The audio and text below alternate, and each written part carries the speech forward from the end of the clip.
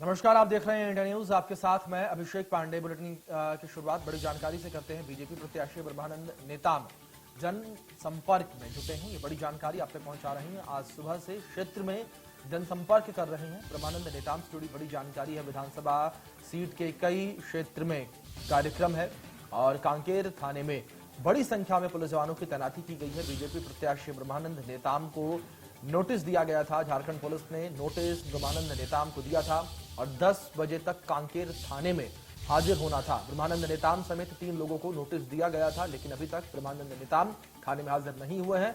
कोतवाली थाना जो है वो छावनी में तब्दील कर दिया गया है।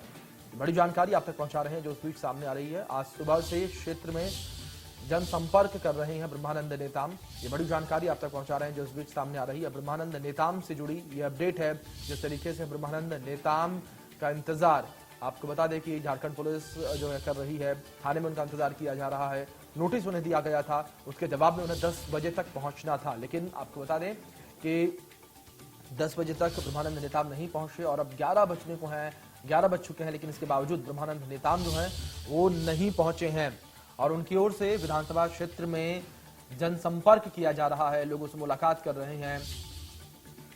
बड़ी जानकारी, 10 बजे तक कांकेर थाने में हाजिर होना था, लेकिन ब्रह्मानंद नेताम हाजिर नहीं हुए।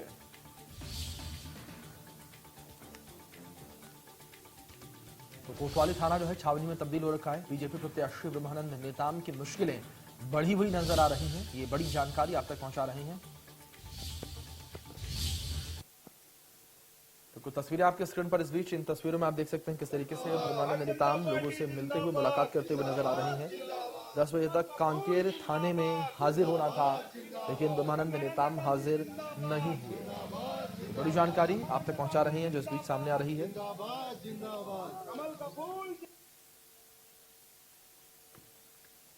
तो तस्वीरें यहाँ आपकी स्क्रीन पर, जिस तरीके से लगातार पुलिस की ओर से उनका इंतजार किया जा रहा था। जनता पार्टी जिंदाबाद जिंदाबाद जिंदाबाद, कमल का फूल जिंदाबाद जिंदाबाद जिंदाबाद, ब्रह्मानंद नेताम जी जिंदाबाद जिंदाबाद जिंदाबाद, ब्रह्मानंद नेताम जी जिंदाबाद जिंदाबाद जिंदाबाद, कमल का फूल। तो तस्वीरें आपकी स्क्रीन पर, इन तस्वीरों में आप देख सकते हैं किस तरीके से बीजेपी प्रत्याशी ब्रह्मानंद नेताम की ओर से जनसंपर्क किया जा रहा है और आपको बता दें कि विधानसभा के कई क्षेत्रों में जाकर लोगों से मुलाकात कर रहे हैं, बातचीत कर रहे हैं और अपने पक्ष में मतदान करने की अपील कर रहे हैं। भारतीय जनता पार्टी के पक्ष में मतदान करने की अपील ब्रह्मानंद नेताम की ओर से की जा रही है। वहीं दूसरी ओर आपको बता दें कि जिस तरीके से ब्रह्मानंद नेताम समेत 3 लोगों को नोटिस दिया गया था। जिंदाबाद जिंदाबाद, कमल का फूल।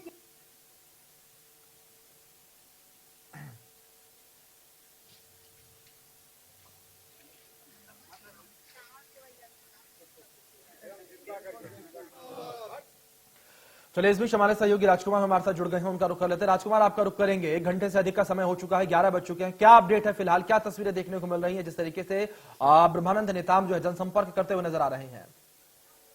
जी, मैं बताना चाहूंगा जिस तरह से आज सुबह उनके घर में और बाकी जो अन्य 3 आरोपी हैं सभी के घरों में जो है नोटिस दिया गया था कि आप 10 बजे तक कांकेर थाने में पहुंचे, लेकिन अब तक कोई भी आरोपी जो है यहाँ थाने पर नहीं पहुंचा है और ना ही प्रत्याशी जो मुख्य आरोपी है जो ब्रह्मानंद नेताम जी वो नहीं पहुंचे हैं, बल्कि वो लगातार जनसंपर्क कर रहे हैं और प्रचार में जुटे हुए हैं। तो ये अब तक की अपडेट है और जबकि 1 घंटा का वक्त हो गया, 1 घंटे से ज्यादा समय बीत रहा है, लेकिन अब तक उनकी न खुद आए हैं और ना ही किसी प्रकार की कोई प्रतिनिधि अब तक थाने में भेजे हैं। तो अब पुलिस क्या करती है ये देखने वाली बात ये। जी राजकुमार, जानकारी आपसे लेना चाहेंगे। जिस तरीके से 10 बजे भी बातचीत हुई थी, आप भी हमारे साथ जुड़े थे, जानकारी आपने हम तक पहुंचाई थी। उस वक्त ये कहा जा रहा था, 10 बजे को लेकर बात करें, उस वक्त तक ये कहा जा रहा था कि ब्रह्मानंद नेताम जो है वो नजर नहीं आ रहे हैं और इस बीच जिस तरीके से आज वो जनसंपर्क कर रहे हैं, क्या संदेश देने का प्रयास? सीधे तौर पर ये कह सकते हैं कि नजरअंदाज वो कर रहे हैं नोटिस को, क्योंकि कहीं ना कहीं जानकारी उन्हें भी है कि नोटिस उन तक पहुंचा है। जी जी जी जी जी बिल्कुल सही बोल रहे हैं अभिषेक जी। दरअसल क्या है कि जिस तरह से नोटिस तो उनके घर में पहुंचा, नोटिस के बाद जो है जिस तरह से मीडिया में खबर चली कि 10 बजे तक उनको पहुंचना है, लेकिन नहीं पहुंचे तो ये उनको चैलेंज हो गया कि अब पुलिस को डायरेक्ट चैलेंज कर रहे हैं, झारखंड पुलिस को चैलेंज कर रहे हैं कि हम जो है आज दिन भर का शेड्यूल बना चुके हैं, सुबह से लेकर के शाम 6 बजे तक आप जहां चाहे आए और हमें गिरफ्तार कर लें। इस तरह से खुला चैलेंज जो है इनको दिया गया है, कहना चाहिए। जी राजकुमार, इस बीच जानकारी आपसे भी लेना चाहेंगे, जिस तरीके से आपने जिक्र किया कि पुलिस को खुला चैलेंज कि आप जहां कहीं भी आकर मुझे गिरफ्तार कर सकते हैं, क्या तैयारी है झारखंड पुलिस की ओर से? कांकेर थाने में क्या तैयारी है?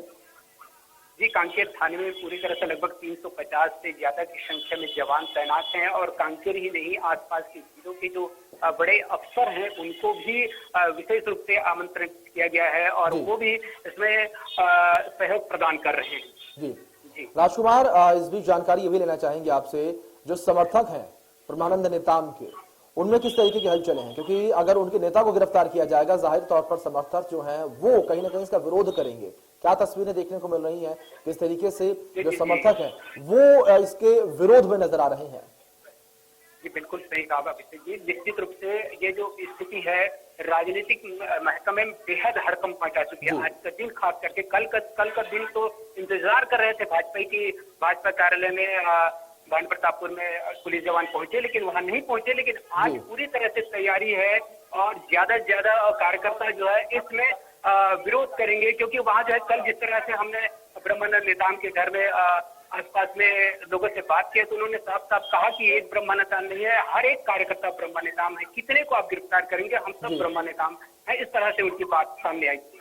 जी राजकुमार, जिस तरीके से पॉस्को एक्ट के तहत पूरा मामला ये दर्ज है और गिरफ्तारी जो है वो होनी है किसी भी वक्त, अब कह सकते हैं ब्रह्मानंद नेताम की, इसको लेकर क्या कहा जा रहा है विपक्ष यानी कि भारतीय जनता पार्टी की ओर से? क्योंकि अगर जब हम नोटिस की बात करें, जब नोटिस उन तक पहुंचा था उस वक्त ये कहा जा रहा था बीजेपी की ओर से कि षड्यंत्र है।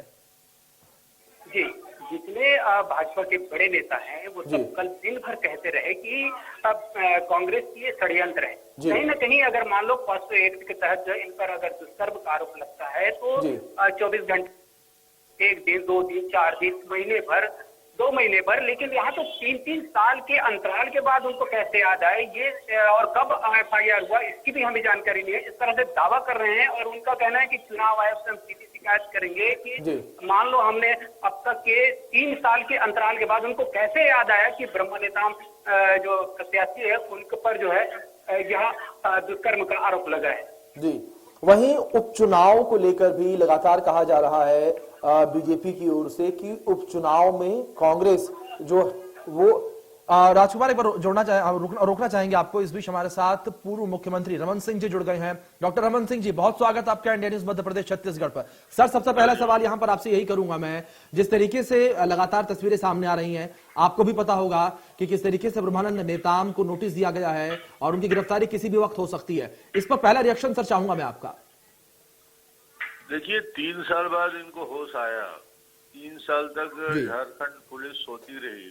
जी, इस पूरे मामले में जितने भी एविडेंस इकट्ठा करना था, बयान लेना था, चर्चा करना था, जी, इस सारे मामले को, वो पूरा 3 साल तक कुछ हुआ नहीं। जी, आज आके यदि नोटिस दे रहे हैं चुनाव के समय, तो जी, एक सिंपल सा जवाब है कि भाई जब 3 साल इंतजार किए तो 5 दिन 4 दिन में क्या होगा, चुनाव के बाद वो पूरे अपना बयान दर्ज कर देंगे। आज अभी इलेक्शन में बिजी है। जी, तो मुझे लगता है कि उनको जो समय है और समय झारखंड पुलिस को देना चाहिए। जब 3 साल इंतजार किया तो 4 दिन में क्या फर्क पड़ता है।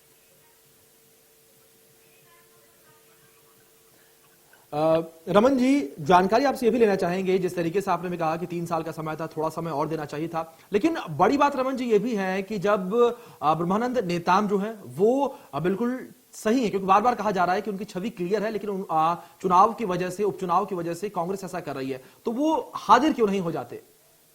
सवाल ये इसके पीछे राजनीतिक षड्यंत्र है जी, कि 3 साल बाद चुनाव में फॉर्म भरे, उसके बाद झारखंड की पुलिस एक्टिव हुई। 3 साल तक बिल्कुल झारखंड पुलिस सोई रही जी, कोई जानकारी इकट्ठा नहीं किया। कहीं न कहीं राजनीतिक दबाव के चलते और दोनों जगह सरकारें एक जैसी हैं, तो आपस में तालमेल करके चुनाव को प्रभावित करके होने वाले हार को देखते हुए इन लोगों ने रणनीति तय की कि अब इनको परेशान किया जाए। मुझे लगता है कि भाई 3 दिन में कोई फर्क नहीं पड़ता, वो कहीं जा नहीं रहा है, वो इलेक्शन के प्रचार में है। जी 3 दिन बाद 4 दिन बाद जो समय है उसमें उनका बयान ले लिया जाए।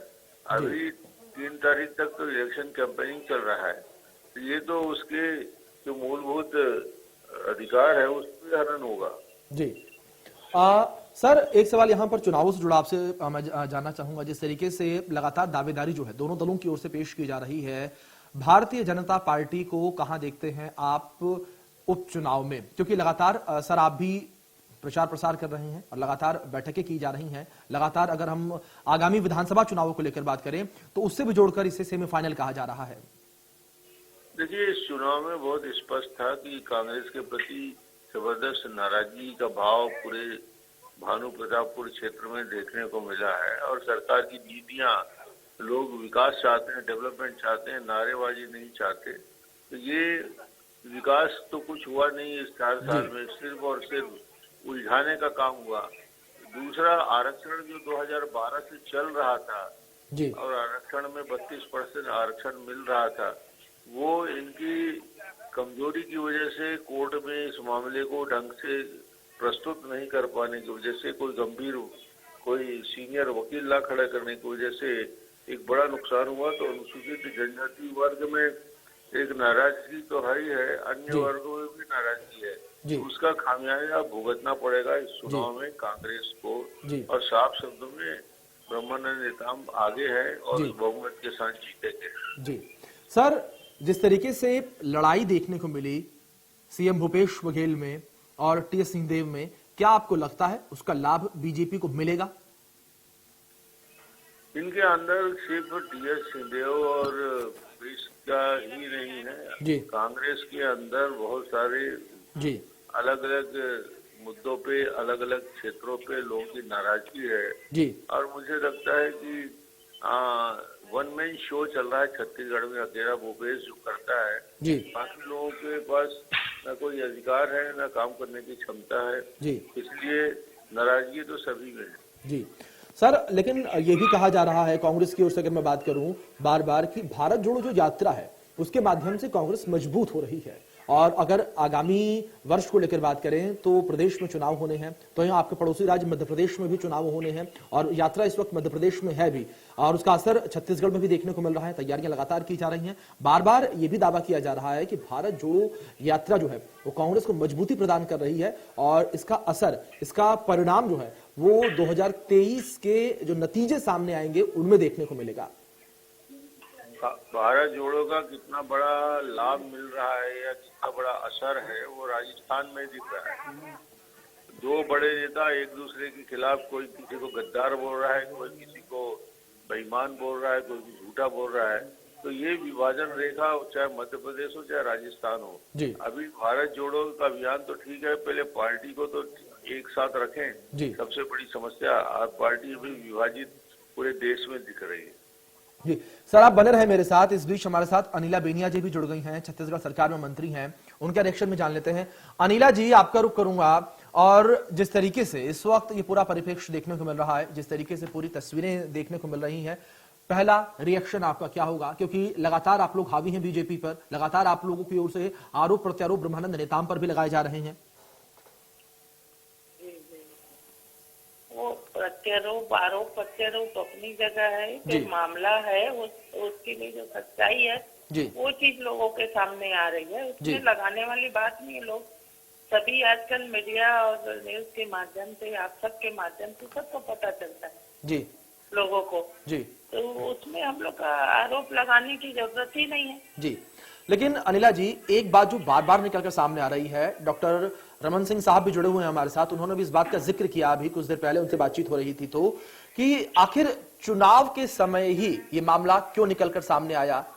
3 साल पुराना मामला है, 3 साल तक क्या वहां की सरकार, वहां का प्रशासन सो रहा था और अपना छत्तीसगढ़ का प्रशासन सो रहा था?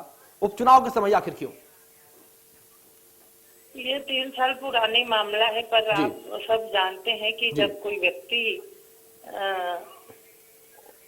वो झारखंड का ही मामला है, जब कोई व्यक्ति अब चुनाव लड़ना है तो उनको जब फार्म में भरना रहता है आपराधिक प्रकरण है या नहीं है, उन्होंने झूठ बोला वहाँ आपराधिक प्रकरण नहीं है करके, तब फिर ये पता चला और तब फिर ये उजागर हुआ है। एक सवाल यहाँ पर और आपसे, जिस तरीके से ये पूरा प्रकरण देखने को मिल रहा है, जिस तरीके से हम ये पूरा, अगर हम राजनीतिक दृष्टिकोण से पूरे मामले को देखें, देखने को मिल रहा है, क्या ऐसा नहीं लगता कि जब 3 साल तक रुका जा सकता है किसी मामले के लिए, डॉक्टर रमन सिंह जी ने भी इस बात का जिक्र किया था, तो क्या 2-4 दिन और नहीं रुका जा सकता? आपको ऐसा नहीं लगता? नहीं, अब ये तो वही प्रकरण है, उनके पुलिस का मामला है, झारखंड सरकार की मामला है। अब उनको रोकना है नहीं रोकना है वो उनके ऊपर है।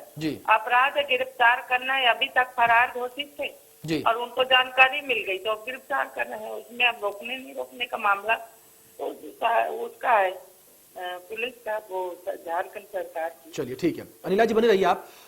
सर मैं आपका रुख करूंगा, डॉक्टर रमन सिंह जी भी जुड़े हुए हैं। सर एक सवाल आपसे यहाँ पर यह भी, जिस तरीके से आपने भी जिक्र किया कि लगातार उनकी छवि को धूमिल करने का प्रयास किया जा रहा है और कांग्रेस की ओर से कह सकते हैं षड्यंत्र है, लेकिन अगर हम कल को लेकर बात करें या अभी 10 बजे तक को लेकर मैं आपसे बात करूं सर, तो ब्रह्मानंद नेताम का कोई अपडेट नहीं था कि कहां है वो। अब अचानक से वो अपने क्षेत्र में जनसंपर्क कर रहे हैं, तो कहीं ना कहीं वो भी अंडरग्राउंड होते हुए नजर आए सर।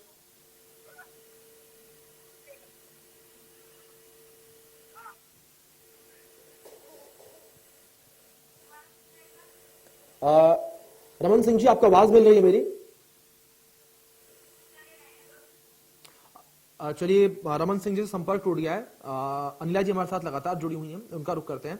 अनिला जी आपका रुख करूंगा, जिस तरीके से यहां पर लगातार आप लोगों पर आरोप लगाए जा रहे हैं, अगर हम प्रदेश को लेकर बात करें तो जो काम किए जा रहे हैं भूपेश सरकार की ओर से, उसको लेकर आलोचनाएं जो है बीजेपी की ओर से बार बार की जा रही हैं और साथ साथ ये भी जिक्र किया जा रहा है कि जो काम आप लोगों की ओर से, आप लोगों की सरकार की ओर से नहीं किया गया, उसी वजह से आप लोग डरे हुए हैं और उसका यह नतीजा है कि डर के साये में ऐसे कदम उठाए जा रहे हैं कि भारतीय जनता पार्टी के जो प्रत्याशी हैं उनकी छवि को धूमिल किया जाए और चुनाव में जीत हासिल की जाए। बिल्कुल सरासर गलत आरोप है बीजेपी का, उनके पास कोई मुद्दा नहीं है भाई। वो तो पूरा मामला जो धाराएं लगी है वो सब तो आप सब जान रहे हैं, झारखंड सरकार की पूरी लिखा पढ़ी में ओरिजिनल है, हकीकत है। उसमें हम लोग क्यों भाजपा के ऊपर आरोप लगाएंगे? वो हमारे ऊपर लगा रहे हैं, पर हमारी सरकार ने शुरू से किसान और गरीब युवाओं महिलाओं को लेके, कुपोषण को लेके, महिलाओं को बीमारियों मलेरिया को लेके, ऐसे सब बहुत सी मुद्दाएं कार्यक्रम कर रहे हैं हमारी सरकार, जो जिससे हमारे जनता, यहाँ की छत्तीसगढ़ की जनता खुश है। हमको हमारी सरकार की कार्यशैली को देखते हुए हम यहाँ चुनाव जीत रहे हैं, ना कि हम किसी के आरोप लगाते। आरोप लगाने की सवाल ही नहीं है। आप सब मीडिया जान रहे हैं ब्रह्मानंद नेताम जी के ऊपर मामला बना है और वो झूठा फार्म अपना भरा है वहाँ पे चुनाव निर्वाचन आयोग में, इसलिए ये मुद्दा तो उठना ही था, चाहे मैं भाजपा पार्टी की हो चाहे कांग्रेस पार्टी की हो। इसमें आरोप प्रत्यारोप की सवाल ही नहीं है। चलिए, और हमारी छत्तीसगढ़ की सरकार, हमारे मुख्यमंत्री ऐसे ही नंबर 1 मुख्यमंत्री नहीं बन गए। चलो क्या छत्तीसगढ़ के भाजपा सरकार के कहने, मतलब अनिला जी जो दावे आपकी ओर से पेश किए जा रहे हैं, चुनाव बेहद नजदीक है, उपचुनाव भी साथ ही साथ, अगर प्रदेश विधानसभा चुनाव को लेकर बात करें वो भी बेहद नजदीक है। देखना दिलचस्प ये होगा कि इन दावों को कितना सीरियस प्रदेश की जनता लेती है और इन दावों को कितना पुख्ता प्रदेश की जनता मानती है। ये बेहद दिलचस्प होगा और नतीजे वो सबके सामने बता देंगे। अनिला जी बहुत शुक्रिया, कीमती वक्त आपने दिया है इंडिया न्यूज मध्य प्रदेश छत्तीसगढ़ को।